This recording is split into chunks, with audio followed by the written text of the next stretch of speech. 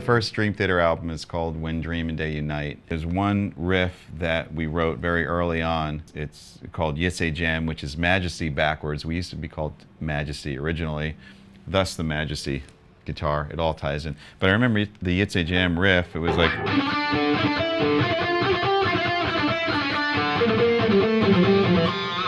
And the funny thing, that's like a John Mayung riff.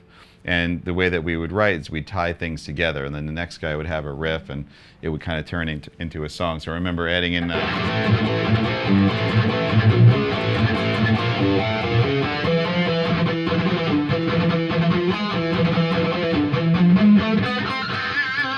eventually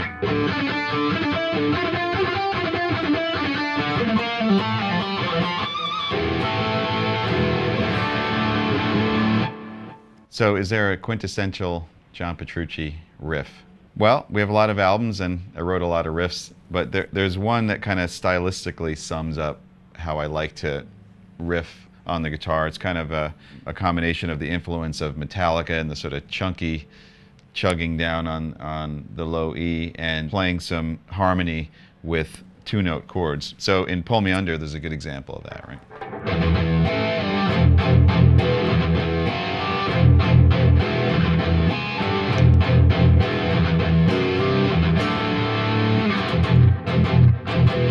Dream Theater was originally signed. We did our first album. You know, we thought that this was it. You know, we're gonna make it, and we put together this album. We're really proud of it.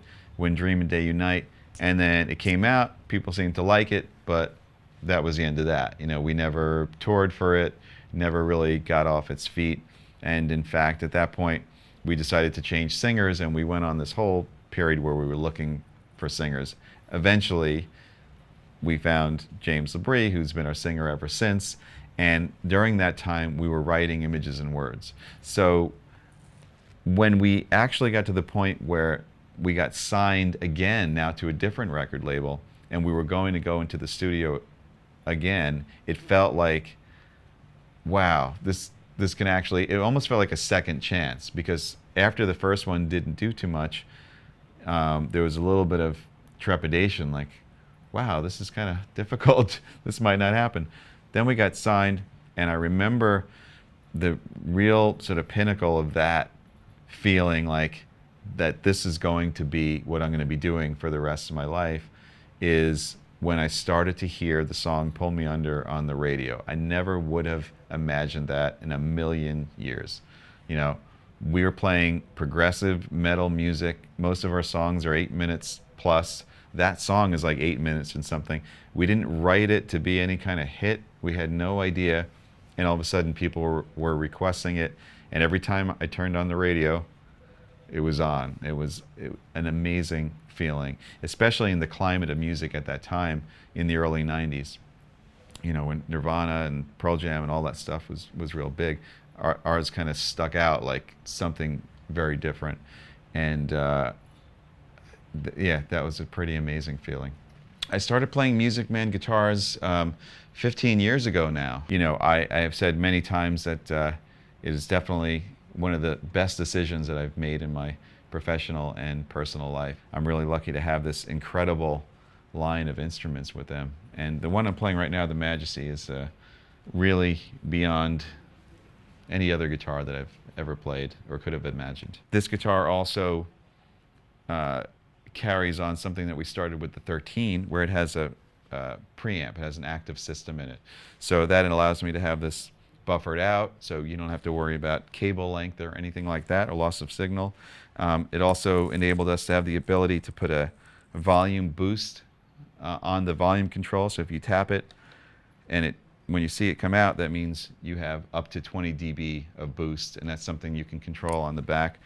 If you're on a clean sound, you're playing, right? And you engage the boost, you can hear the volume increase. Like,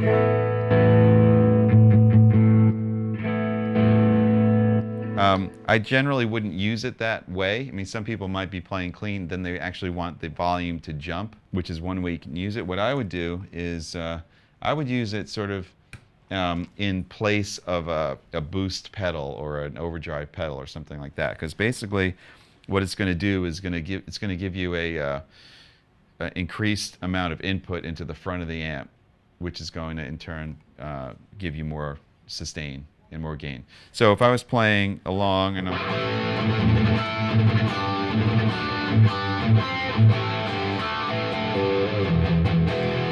I wanted to go into some kind of lead section or have a little bit more growl come out of the guitar, I'll engage that.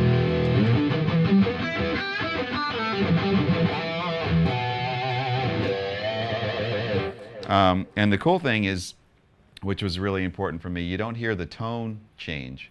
So sometimes when you have a pedal that you're engaging for a lead or something like that, you hear a tonal change. This just gives you clean boosts of more volume into the front of the amp. And it's amazing. I mean, it's amazing for, the guitar already has an incredible amount of sustain. But if you want even more,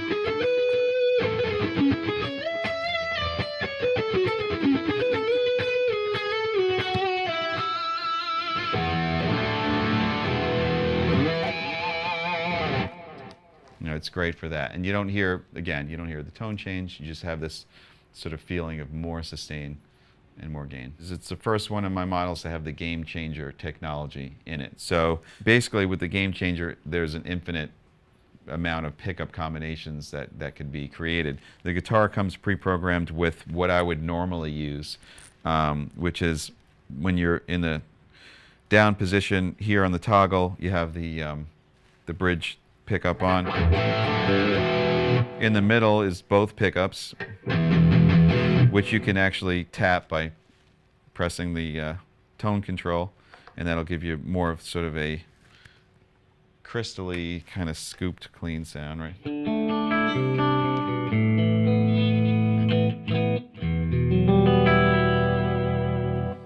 And then in the up position is just the neck pickup.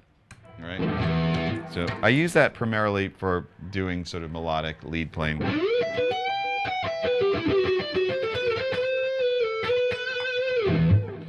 This guitar also has a piezo system. So this pickup selector here gives you either all magnetic and piezo in the middle, or only piezo. And that volume is controlled here. So the difference between magnetic and piezo is the magnetic sound is coming from the pickups, and that's the more traditional sound of the guitar through an amp. So you can use it for clean, you can use it for dirty sounds, and it kind of does a lot of different things depending on what pickup you're on. However, the piezo comes from the saddles, and what it's going to do is sort of pick up just the acoustic sound of the guitar. So in other words, if let's say the volume was off and you're just sort of strumming along, that sound vibrating in the saddles there is what the piezo brings out. So what I use it for is to emulate an acoustic sound. In fact, I use it in place of an acoustic live, because all I have to do is just switch this control up, and then all of a sudden, well, I have distortion, so let's shut that off. All of a sudden, you have an acoustic sound. Let's see.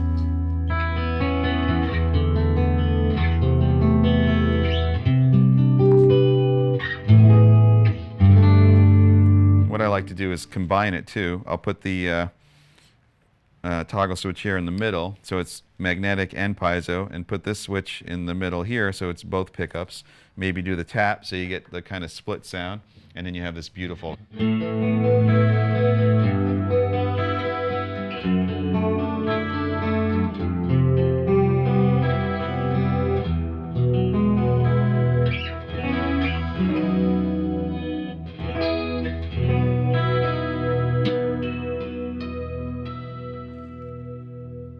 As far as what it feels like to play music for me, it feels like communicating. It feels like having a conversation. You know, it feels like very intensely and deeply expressing an emotion. And so it's kind of an extension of expression for me. I guess that's the best way to